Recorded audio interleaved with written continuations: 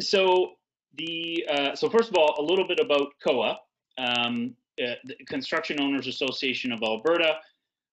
For those of you who are not familiar with Alberta, it is a great province in the great country of Canada. In the prairies and under the ground is a whole bunch of oil and gas.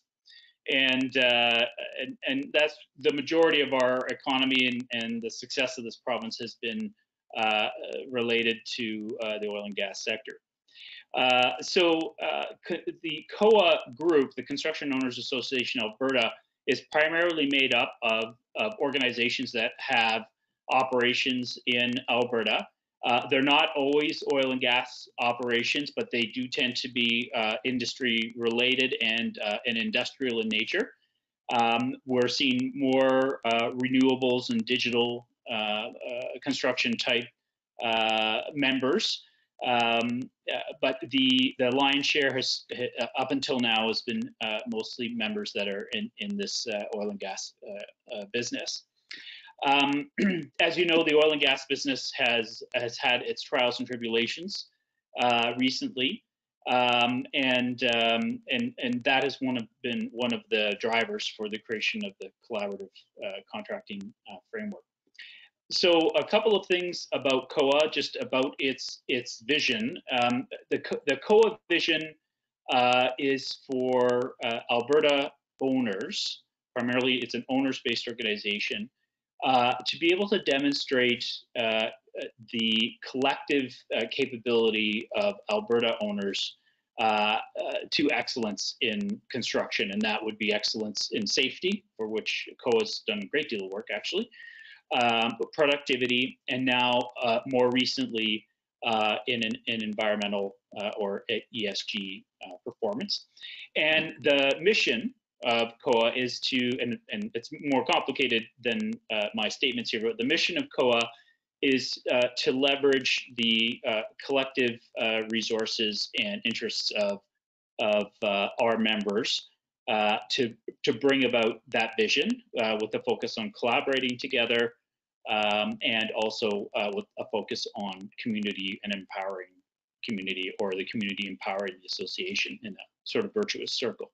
So that's sort of the purpose of COAA. And one of the ways that COAA does this work, and there are multiple, one of them is through the creation of best practices. And what you will have seen today in our previous presentation on contract strategy are some of the expressions of COAA's contract strategy best practice. And what you're about to see now are some of the expressions of the COAA collaborative contracting framework, which is a related work product to the best practice on contract strategy. If you could advance the slide, Stephen. Yes, and we're pleased to be able to provide this exchange with CII. CII is a partner organization with COAA, and we're very happy to be here today as partners with CII in this in supporting this summit. Go ahead, Stephen. Well, this is just a bit about me. Some of the organizations that have an interest in this this area of collaborative contracting with whom we've had some touch points include project management organizations, alternative dispute resolution, certainly CII, Supply Chain Canada, and certainly COAA. And I have a business that is specializes in procurement and contracts advisory, and we take very much a collaborative approach, or espouse a collaborative approach in that area, and that's one of the reasons why we're so interested in spending so much time on this. Go ahead, Stephen. So the journey of the Collaborative Contracting Committee. So we started this work way back in 2017. It started with a best practices conference presentation about collaborative contracting. It was rather embryonic at that stage, but it gained enough interest that we decided, that the board decided rather, to approve a charter to create something called the Collaborative Contracting Committee in November 2017. And then that committee did a lot of work throughout mostly 2018 and 1917 was mostly about approval. And early 2000 into developing CCF1, or Collaborative Contracting Framework version 1. This was approved by our board in early 2020 as a framework that could be posted on the COAA website and published to the library. And it forms the basis for the committee's work. So we call that phase 1, which is phase 1 is the creation of the framework, and phase 2, where we encourage the adoption of the framework, which is the phase we're engaged in right now. Part of the adoption piece is raising awareness, first of all. That's a big component of any change management methodology, is raising the awareness of the thing that ostensibly should be changed. And we did that, and also creating knowledge. And so we did that right off the top during the spring and summer of 2020 by promoting the framework through a series of webinars, which are, as far as I know, open to the public and free to watch. Now, they're not as well produced as this summit because it's all the work of volunteers.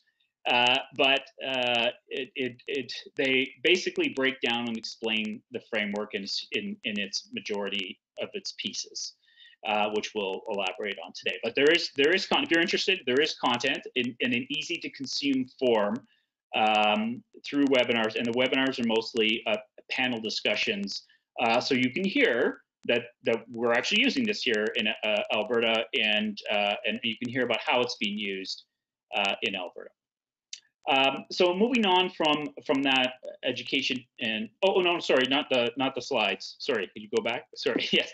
So the board, we then put forward an application to the board to approve phase 2 in February, to power adoption, to take steps to power adoption in Alberta.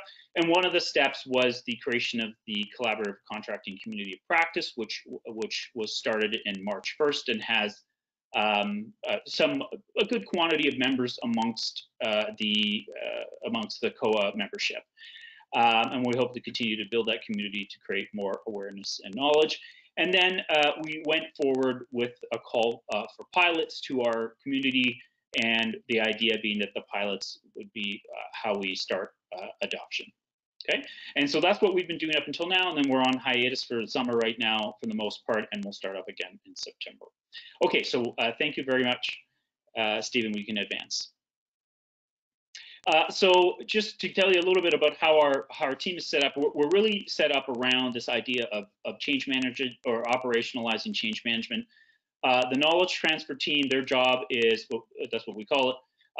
So our memberships of this committee is, I'd say, about 20 people, and I'd say it's split evenly into thirds. One of each third is in one of these teams. So, and there's some overlap amongst the teams as well where people are interested. So we have the knowledge transfer team. Their job is to increase awareness and then transfer the knowledge of this framework to the community, and to create a community of practice is another component.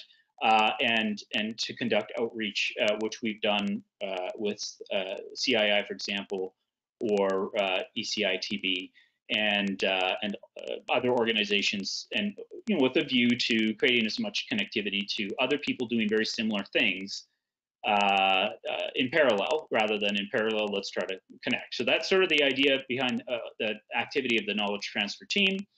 The pilots and adoption team their original goal is to search for and enable pilots of the practices and methods in the framework, and to the extent that people want to do this as a pilot, and if not, then just help encourage adoption or support adoption generally.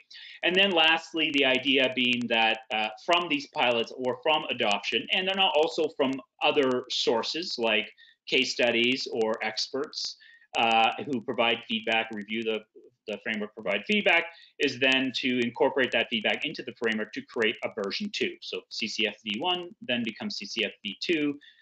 That's likely, I'd say within a year to two from now, we're hoping to have a second version that's a better and sleeker version than the first one. If you could advance the slide, please. So if you want to find it and the webinars I've been talking about, they're on our website. This is the library. You should just be able to sort of copy and paste that link into your browser, and away you go. And in there, you'll find the framework and best practice, and then the webinars related to it, and then also some other subsequent material, including a discussion of these things from our annual conference, where collaborative contracting usually has some presence at our annual conference. Thank you. If you could advance the slide. Okay, so here's the framework. It's really simple and doesn't have many steps. So when I was mentioning earlier about making it a little bit sleeker, so we thought that we may find a way to sort of represent this in a more accessible way, perhaps through some kind of an online clickable mode. But in this case, we're in the two-dimensional PDF printout type of space. So we have several different process groups. I think we settled at 9. And then within each of those process groups, there were a set of activities represented by these bubbles. And then these activities are supposed to occur at specific points in your typical project life cycle, and we modeled it off of a project life cycle like the ones you would have seen in today's presentation, for example. That's mostly applicable to industrial construction. So, so some of the early stage activities, which will tend to, what I'm going to do here is just sort of block portions of this down and then focus on them so you'll get to see something. So please don't hurt your eyes in the effort to read this thing right now. But you'll see at the bottom, risk management, change management, termination, and market assessment. These are things that are occurring throughout the whole process, or things that are always part of the process. That's what that indicates. And the bubbles are indicating specific sets of activities that we recommend take place. The best practice itself is, I want to say about, and this is just one image from it. I would say it's probably about 60 pages long and about 20 pages of appendices. So it's certainly a lot to digest.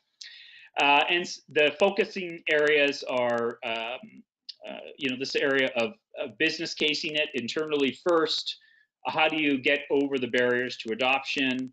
How do you deal with the change management challenges? And how do you know how ready you are to deliver this? And then for which type of project? The other phases, or other deliverables rather, are an opportunity assessment, a contract strategy selection, very much like what we discussed today, a strategy for collaboration, a business case, partner selection criteria and approach, partner alignment criteria and approach, some hints at collaborative project execution, and then some kind of a closing out. So these are what we believe are the deliverables of collaborative contracting best practice. The sourcing approaches that we've treated in here include that preferred vendor sole source type thing, informal alliances, and then more formal alliances, contract-based or joint venture type entities that we're sourcing. We looked at and did a compare and contrast on multiple contract forms, and in a huge spreadsheet that we spent many hours on, that included a comparison of the key terms and conditions of the CCDC 30, which is Construction Documents Committee number 30 contract, which is the Canadian IPD version, the Canadian version of IPD. Then we looked at the American Institute of Architects IPD, a couple of different versions. We looked at the NEC 4, which is new engineering contracts, primarily out of the UK and out of the, I think that emerged out of the Egan report that I believe Paul had mentioned earlier, or a subsequent report with another lord at the top of it. I can't quite remember his name, but we looked at the Hanson Bridget contract, was one of the earlier forms. of IPD and the Sutter Health one, which is one to be specific to healthcare. And then we looked at various project alliance type agreements, most of those coming out of Australia and used in the public sector. And then lastly, we looked at the ECI collaborative working agreement that you're going to hear more about tomorrow. So these are some of the things that we relied on. And then we also relied on other toolkits, including some of the CII stuff, some of the public Australian government issued the ISO 44000, a series of the collaborative working methodologies and various forms of IPD. So we spent quite a bit of time collecting material, reviewing all this material, and trying to distill from it these common elements. So our framework is what I would call a distillation of a variety of models that are out there. It is not intended to be a commercial model that we're trying to promote or trying to or something we're trying to make money from. That's not how COAA works. Generally speaking, all the best practices are free, but they're all done by volunteers. So it doesn't have the same I guess slickness as a commercial product, but they're still pretty good. And one of the things that COAA is hoping to do through community and through collaboration is to increase the uptake of all of its best practices, including this one here. Now, you can also find this in the collaborative contracting community, as well as on the COAA website, which I showed earlier, and the link for the community itself is down at the bottom. If we could advance slide. Some of the inputs here I talked about, we had about 20 people on the team.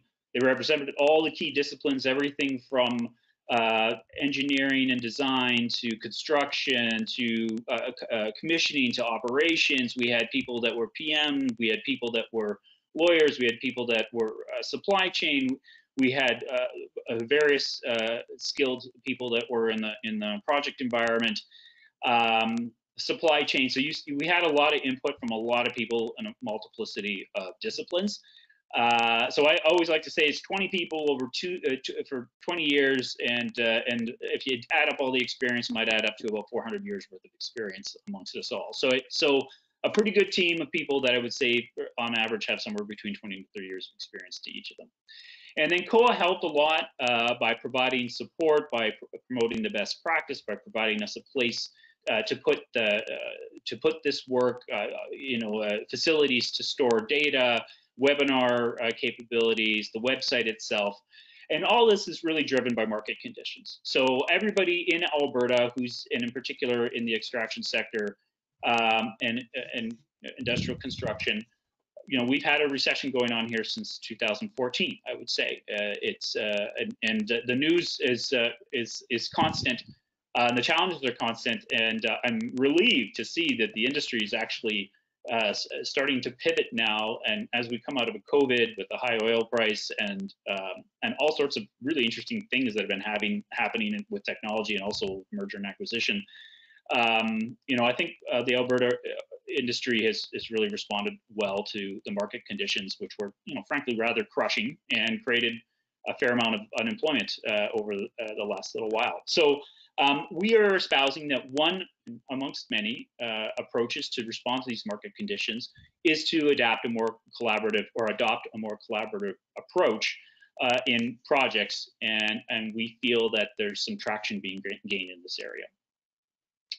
And you'll see here some of the influences. The reason I just put the geographies, and one of the interesting things about geographies is that they're all common law English-speaking countries. So all these countries, the Australia or New Zealand, the USA, the UK, Canada, we all have some cultural similarities.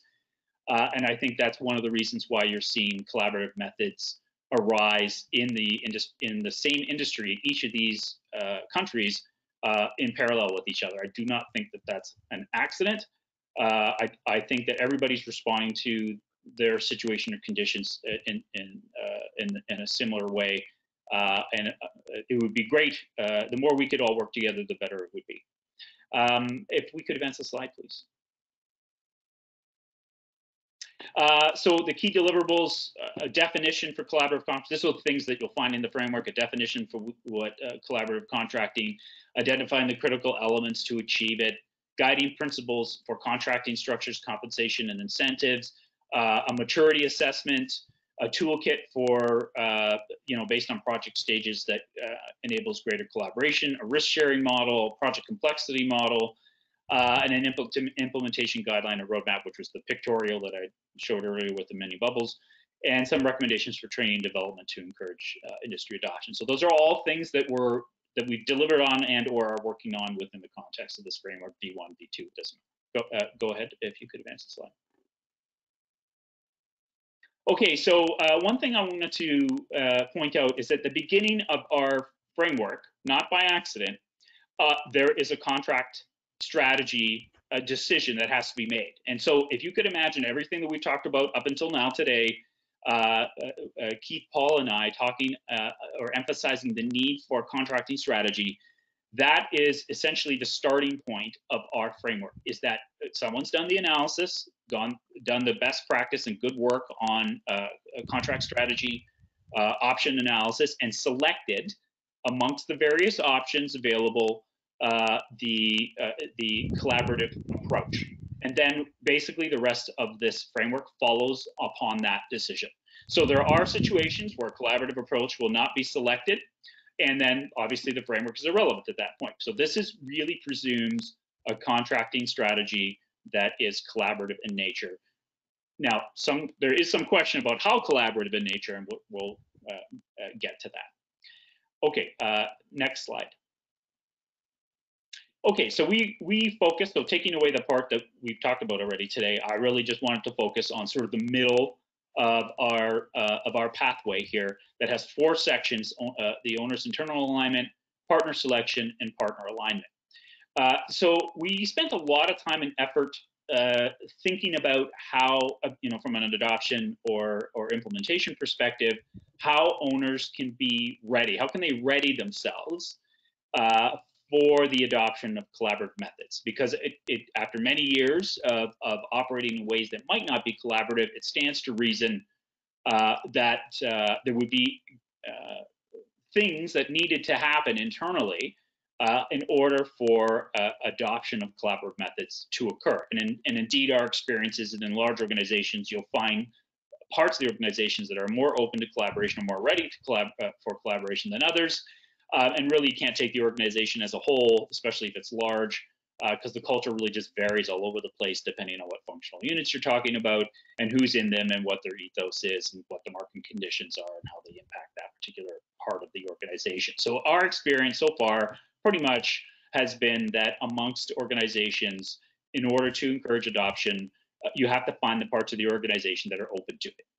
And so that's, in those parts of the organization, there is a number of things that need to take place that what we call internal alignment, where there's an internal alignment along the lines of a collaborative approach within the owner entity. And our position is that this has to happen before the owner goes to the market. In the sense is that the owner's not going to go to the market, an owner that's not ready for collaboration, going to the market for a collaborative approach is probably going to have a hard time implementing the collaborative approach because it's not ready itself. So even if its suppliers are, it's not, and so there's obviously going to be a problem there with implementation, where you'll have some sort of cultural clash.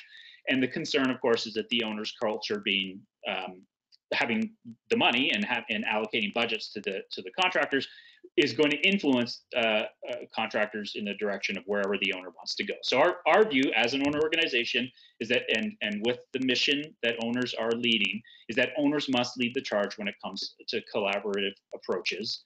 And that's kind of where we start and why we're talking about this internal alignment. Then after that, assuming there's internal alignment and a desire to engage in a collaborative approach, we have some advisory pieces and some process pieces around how you go about selecting a collaborative partner. And then subsequent to that, having selected a collaborative partner, aligning with that partner, or aligning the owner's view of collaboration to the partner's view of collaboration, so that you have alignment between the owner and the contractor, or not just the contractor, but that entire supply chain, that entire group of organizations that would be part of this approach to implementing a collaborative method. The partner selection piece, sometimes you'll hear us refer to that as relationship procurement, where you're actually procuring a relationship. I think Paul was making reference to this, is to put the relationship first before the contract, or put the relationship before even the commercials. And of course, those things are linked together because the relationship has to have some mutual benefit, and that is a commercial matter. But the idea here is that it is a different type of procurement activity that has to take place. The process can be similar, but we're recognizing that it's a different approach in the procurement function, and that's coming from the supply chain folks that are part of our committee. If you could advance the slide. Okay, so this is just an example that we use of an internal assessment, but the idea here is that we're encouraging our owners to go through and do an assessment of various things that would lead to the adoption of the collaborative contracting, or the collaborative contracting framework as we published it anyway. And those areas include the organizational context, leadership, how we're planning around collaboration, or how much planning infrastructure is there, what kind of support infrastructure is there, where the partner stands, where the partnering process stands rather, and you know, how much interest is there in working together and or staying together. So the idea here is that that this method or this approach will give the owner some idea of where they stand, and the approach that we typically take for the assessment follows this the ISO 44001 standard for collaborative working, which will probably receive some attention from the folks from ECI and ECITB.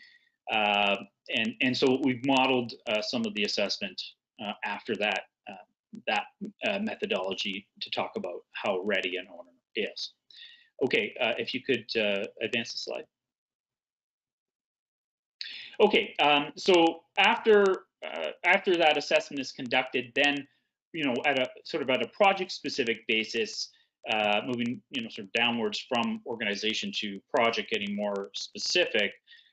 This idea has to be this challenge of building the internal business case for change. And so certainly there's a need to go about doing this. We recognize in owner organizations that there will be what we call early adopters, or people who are somewhat innovative in their organization, and they're in that organization seeking to promote more collaborative approaches and to demonstrate or emphasize the benefits to these more collaborative approaches, and that requires a business case. So there is what we believe is, or our experience is, that there's a constant effort to sell and or promote the idea of collaborative methodologies within the project organization at the owner, and we seek to provide those individuals with some tools for going about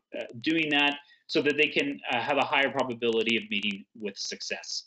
And we understand that we need to influence both people who are interested and that are supporters, but also that those people have to influence the leadership in those organizations in that direction. So that's why we've identified this as a key thing. Then there's the idea of conducting a pilot. Some organizations feel more comfortable conducting a pilot before, you know, going live with a particular methodology, and so we've included this as in our approach as a way to softly onboard the idea of collaborative contracting or collaborative working in a project context that hasn't seen it yet. And so if you frame it as a pilot, it's a little bit easier to do the change management. That's the suggestion that we're making anyway.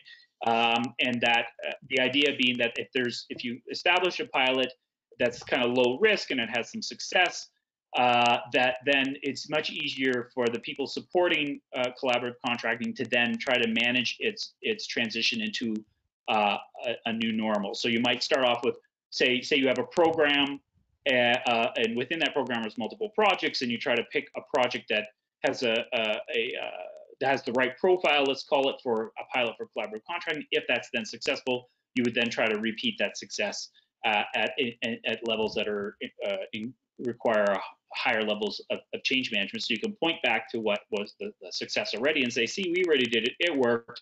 Let's now try to take it to the next step and do something bigger. So that's sort of our approach after the internal alignment is done, to go through this process of managing the transition to collaborative in this stepwise and less risky way, let's call it, from a change management perspective. If you could go to the next slide. Okay, and sort of tipping our hat into the direction of partner selection. So we believe that the partner process, the partnering process, or the selection process is different, in the sense is that you're assessing the fit of an organization for collaboration, and then assuming, then so that kind of goes to the intention, and then there's the actual ability to carry it off. So there's two things there, is that the decision to move collaboratively, and then the ability to do things collaboratively. And what we did is, in this particular case, we've created some sample evaluation criteria. This is from an IPD project that was nicely published for consumption amongst the general public within the context of the Integrated Project Delivery Association, which is based in Edmonton, which is north of Calgary, where we are. Interesting how Alberta is somehow a hub for this stuff. But the idea here, of course, is that we're showing evaluation criteria that are specific to a more collaborative approach to construction, and that the encouragement is that people should try to adopt, or our members should try to adopt, this broader range of evaluation criteria that's not just focused on the traditional things that you would see in a supply chain process for construction procurement. And so the two things are, of course, is the intentions behind collaboration, and then collaboration capability. And one of the reasons why we split those two out is that in many cases, some organizations from a marketing or business development perspective want to emphasize that they have a collaborative approach, but don't really have any infrastructure for that. So the collaboration capability is really about assessing the infrastructure and their own partners' readiness for collaboration. So that's why we've included this here in the framework. If you can go to the next slide. Okay, one of the things that we've emphasized is that in the partnering area, we've really emphasized that third-party facilitators are necessary. And the reason for that is that there's oftentimes a power imbalance, because again, it's an owner's organization. So there's oftentimes a power imbalance between the owners, who control the money, and are oftentimes larger organizations, sometimes international, that are or global rather, and vis-a-vis their contractors or their supply chain, and they tend to have a lot of power within this context, and it's hard not to apply that power to manage risk or to maximize commercial outcomes. And then so sometimes, if you don't have a third-party facilitator, the urge to go back to the traditional model where you're applying the power can sometimes obviate that attempt to be collaborative. And then also, for organizations that have not done this before, a third-party facilitator is a helpful guide. And the idea is that the ROI from the collaboration would be much greater than the cost of any given facilitator. And so it's sort of a no-brainer from an investment or an ROI perspective. So we've really emphasized this idea of using third-party facilitators to ensure that there's this neutrality, and that to also ensure that the capability, where there's gaps in the capabilities, that the third-party facilitator can help fill those in or create capability where previously wasn't. Okay, next. slide, please. Okay, and so now moving on to the next piece of our framework where we had, we talk about collaborative contracting specifically, collaborative contracting versus collaboration within the project organization. We believe that there's a step change, which we'll describe later, but the idea is that there's a step change in the organization from a change management perspective, that where eventually you can get to collaborative contracting, but there's more people that you need to convince to get to that point of forming this specialized form of contract. And so what we did is, like I mentioned earlier, we borrowed all sorts of templates and synthesized them in our compare contrast. We have not created a specific made in Alberta collaborative contracting template for a couple of reasons. One, we feel there's already lots out there, including the ECI collaborative working agreement, which you might hear about tomorrow, which is not on our list. And you know, why do we need to create an Alberta specific contract where you have all of these that are coming from all these similar English common law jurisdictions? So we didn't go through that effort, and also, frankly, you know, in a volunteer organization, that would have entailed probably more work than we could have taken on at this time. And so there's a distinction that we make between informal and formal collaboration or collaborative contracts, which we'll emphasize now. And you can see we've got a bit of a spectrum here, similar to the spectrum that you saw in our presentation today on contract strategy. This one tends to focus a bit more, there's a bit more in it about collaborative methods and a bit more breakdown. Okay, if I could see the next slide, please. So these are the levels. So one of the questions that we often get, and which you might all ask or have asked of you, is, you know, Richard, do we have to implement this whole framework? They won't call you Richard, they'll call me Richard, but you get the point. The idea here is that, do we have to do all of this? So from a change management perspective, the full Monty, as I like to call it, can be quite daunting, and it could potentially never get off the ground. And so one of the, and this is a learning for us, and then both, you know, at the individual member or facilitator level, or as an organization, as a committee, we felt that it was rational to create some optionality here for the level of adoption of collaborative contracting that could occur in any given owner environment. Again, focused on owners. So the first step is informal collaboration, sometimes called teaming, sometimes called partnering, but this is mostly happening within the project organization. And then you would oftentimes use a third-party facilitator, have some kind of a workshop, and there's, you know, various levels of skill involved here. And the idea is to try to create the ideal relationship for this particular project by bringing the parties together. Sometimes this is combined with some ECI or early contractor involvement. They're not exactly the same thing because early contractor involvement is oftentimes not facilitated, in our view anyways, not facilitated by a third party. But the idea here is that the collaboration, which is informal, meaning that it's not contractualized, or if it is, it's kind of, it may be written down in a charter of some sort, which oftentimes a values charter, is one way to kind of get started. And so you'll see the other axes here, and this is really anecdotal, the percentages that we're picking here, but the idea is that with this level one, you'll get less investment. You have to make less investment and a lesser change management effort, and then you might get a lesser return on the effort, but you'll get some return, and the idea is that the amount of return you get would be enough to justify moving forward.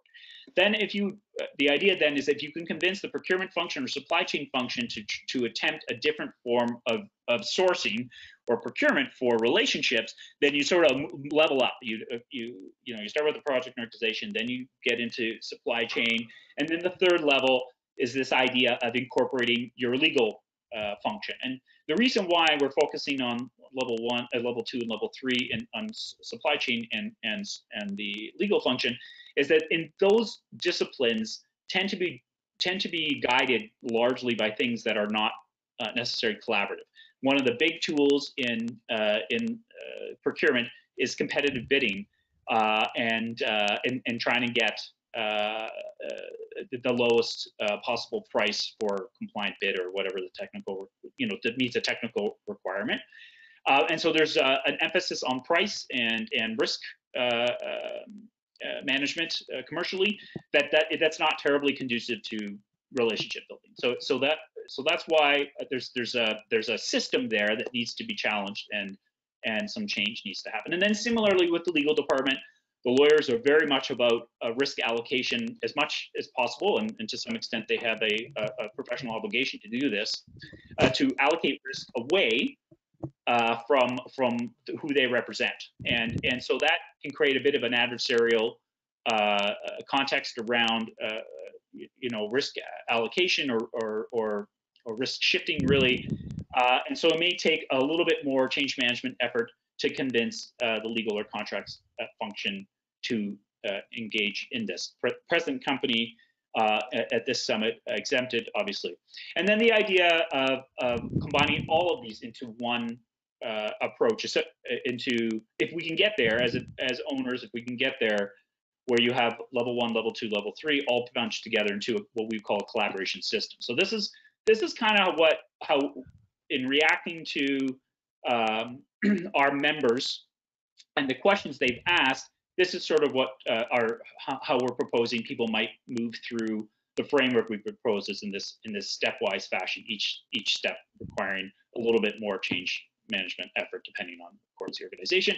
And with each effort made or investment made in change management, you would end up with a higher, or arguably higher, estimated gain in value. So that's one of the things that we've discovered over the last, as a committee, that we've discovered over the last year or 18 months.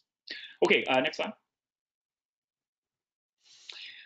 So following on from the comments that were made by or made earlier at the beginning by myself around COAA using communities to promote best practices, and certainly there's ample evidence of that with the ASI's AWP best practices, that as providing an example, there's a desire to create a community of practice around this best practice of collaborative contracting. And so the idea is that COAA has supported the establishment of this community and to help grow the practice of both integrated and collaborative project methods. The benefit is that the knowledge base and the information in there is sort of curated by people who've done this before, or who have looked at this pretty hard and feel like they have something to contribute. It offers practical information that can be used by people who are looking to adopt.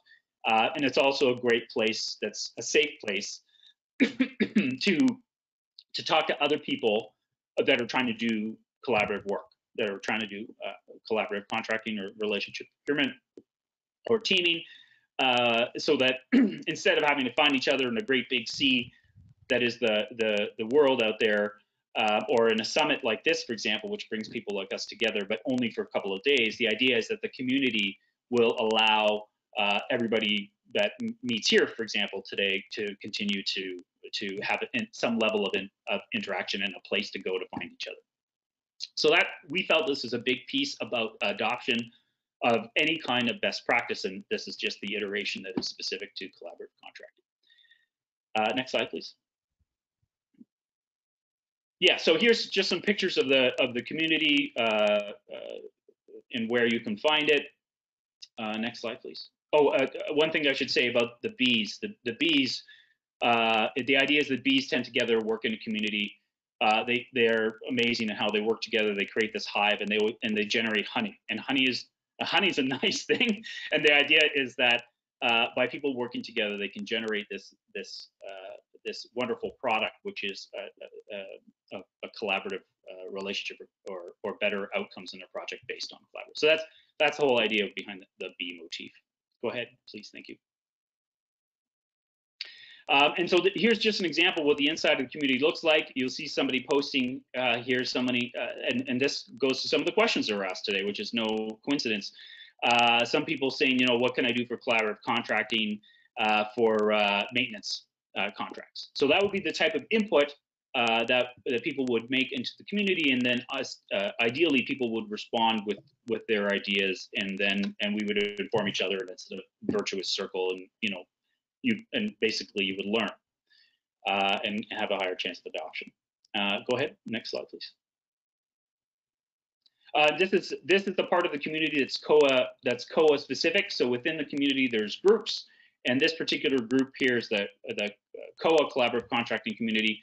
And you'll see here that little television symbol there, where all the webinars are posted. The middle one, the middle picture is where the framework is posted, and then on the right-hand side is just sort of a welcome for anybody new to the community, so they kind of know how to work the space. And then again below, we have someone who watched the webinar saying, "Great webinars, can't wait till the next one," so on and so forth. And so that provides us incentive to keep doing this. So this is what's inside the community, if you're curious. Next slide. So why community of practice? Why join one? So in my view, in this collaborative contracting area, it can be discouraging if you're trying to engage peers in adopting change, or your leaders in adopting change, and they're just not going for it. Sometimes it can be helpful to have a place where you can go and talk to your peers about how do I get people to listen to me? How do I get people to try this? How do I get people to lead in the collaborative approach? And so it's a safe place for that. And then it's an efficient way to access knowledge and the experience of other people, way more efficient than trying to network through the models that we're usually trying to network and find people or find experts. Oftentimes you have to pay for experts. Here you can find them for free. As long as they are members that are like you, they're welcome in the community, and it could be a great way to learn from other experts without really having to pay a dollar cost for that. It also creates an opportunity for you to be a thought leader. If you want to come into the community and start a whole discussion on some aspect of collaborative contracting or collaborative working, and try to collect as much information as possible and promote your ideas as much as possible, it's a good place to do it.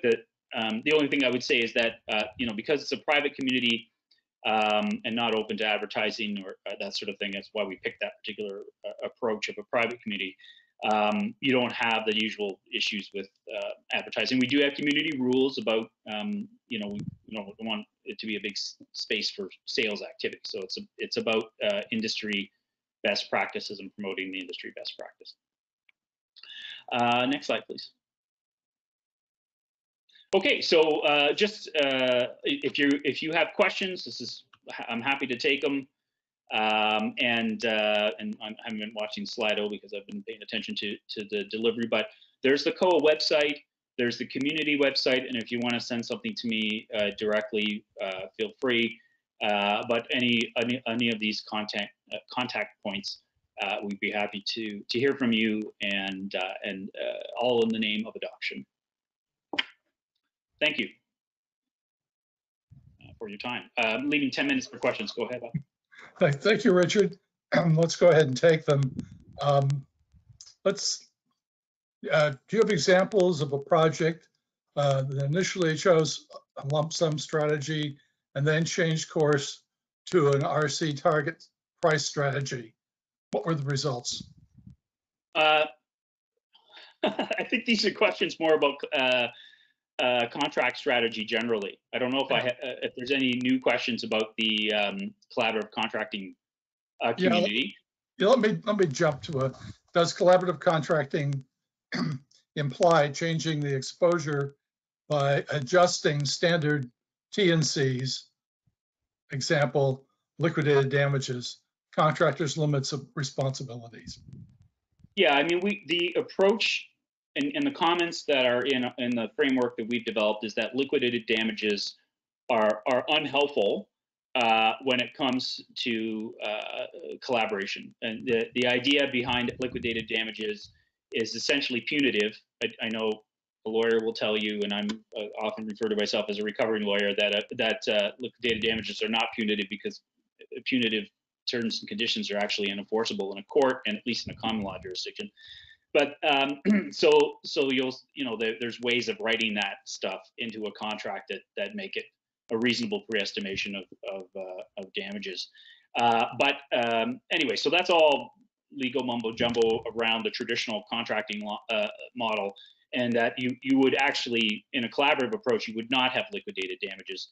And in fact, you'd probably, instead of using the stick, you would use the carrot, and you would have more incentives, assuming the incentives are properly designed.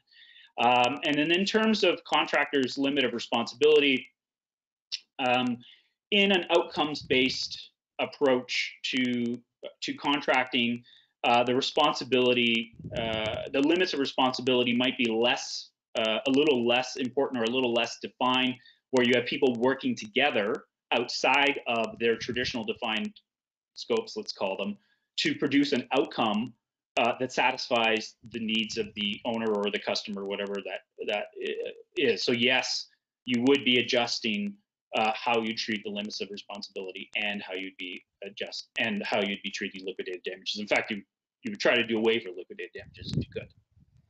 Okay, I'll jump to another one. Oh, Paul's here. Hi, Paul. Yeah, hi. I was just going to answer that one quickly. Sure. You know, that's precisely when we did our collaborative tendering model. We explored the whole range of the risk positions and looked at where we would best align. And actually, we got different risk positions for different suppliers, and then had to normalise those and make a judgment. But yeah, that was a way in which we explored what was possible between the two suppliers. Thanks for joining. Okay. You can stay on. There's a question also in this area. Can you share or elaborate on any success? What happened to it? Oh, yeah, we moved the question. Successful case of collaborating contracting in South America. Yeah, no, I don't have any examples in South America myself. Unfortunately, my practice doesn't extend that far because I cannot speak Spanish nor Portuguese. Maybe someone else who has a more international perspective could comment on this, and maybe that's a question for tomorrow as well, because it's pretty unique and specific as to geography.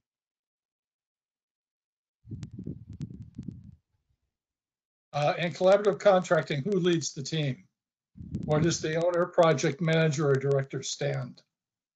Oh, okay. Well, in my view, and the view of the framework, the people who designed the framework, we would say the owner still leads. I mean, the owner has to set the stage for the culture and demonstrate a willingness to its supply chain and the contractor and all the people that are subcontractors, that they're going to take a collaborative approach, and that don't be afraid to show your margins or your profits in an open book scenario. You can trust us. We're not going to we're not going to hurt you with this information, because there's actually a fair amount of reticence to share. Because if if the owner says one thing and does another thing, all these contractors are kind of betting that the owner is going to do what it says. Or again, back to the comment earlier, where some parts of the organization are more collaborative than others, you may have situations where some people in the owner organization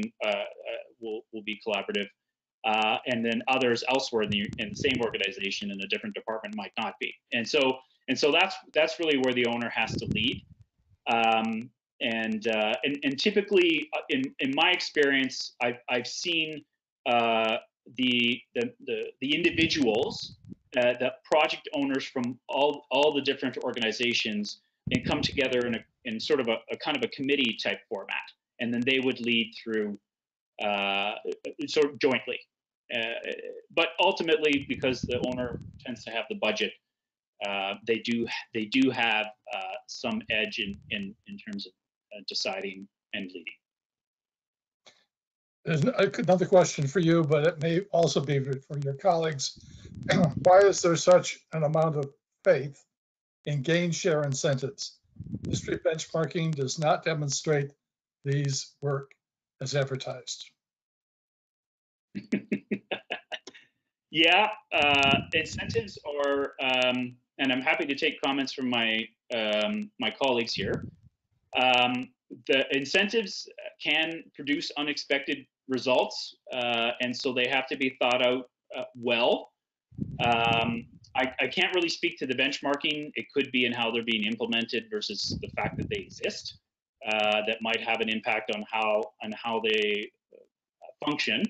But the idea here is that if there is an incentive to perform, on schedule or cost, that will generate the types of behaviors that you're looking for in terms of cost savings and schedule and not having overruns on schedule. What I would say is that there is, and maybe it's different benchmarking, but there's many case studies of collaborative methods across the world that demonstrate that there has been a lot of value. And so whoever's asking this question, I would encourage them to maybe do some research, not necessarily about the benchmarks or using the benchmarks that you're relying on right now, but maybe doing some research that's about collaborative methods and the success that collaborative methods have had. And that research is, generally speaking, not that hard to find. And if you have some questions, whoever this is has some questions, you can just contact one of us, one of the presenters today, and I'm sure we can point you in the right direction. Maybe it's really just the source of information. And we have time for one more question before we go to the closing part. Do you have any examples of U.S. government agencies employing your process for large, complex architectural building projects? So the collaborative contracting framework, no, I don't. I think that's the question, because this just came in. Yeah. No, because I mean, maybe after this presentation, so that people in the American public sector will see that there's a best practice that's being used in Canada. I can say that the Canadian public sector uses integrated project delivery a lot. There are hundreds of projects, not all of them big, but there are hundreds of projects that have used these types of methods in Canada. And then if you listen to some of the stories from the UK with respect to collaborative projects, I mean, there's some huge projects, and then also in Lansing in the New Zealand and Australia, it's huge, but billions and billions of dollars projects that are public projects that have been done using these methods. So no to the original question about US use of our specific COAA framework, but certainly other frameworks like it or other methodologies like it. Yeah, there's plenty of evidence all over the world. Well, thank you, Richard.